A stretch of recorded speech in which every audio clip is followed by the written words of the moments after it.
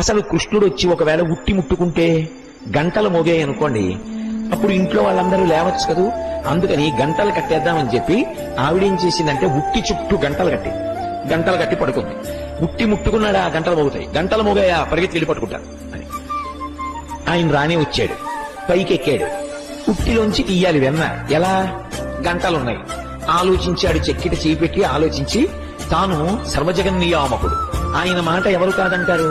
గంటలతో అన్నాడు, ఓ గంటలలారా మీరు మ్రోగకుడు, స్వామి ఔదల దాలుస్తాం, అలాగే నీ ఆజ్ఞ. చక్కగా కుండలోంచి తీసేశాడు, పిల్లలందరికీ పెట్టేశాడు.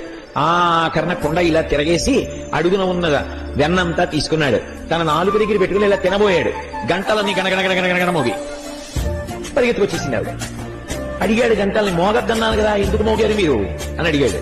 అయ్యా, మీరు పిల్లలకి పెట్టినప్పుడు మేము మోగలేదు, కానీ మీరు నోట్లో పెట్టుకున్నారు, మాకు అలవాటు, నైవేద్యం పెడితే గంట కొట్టడం.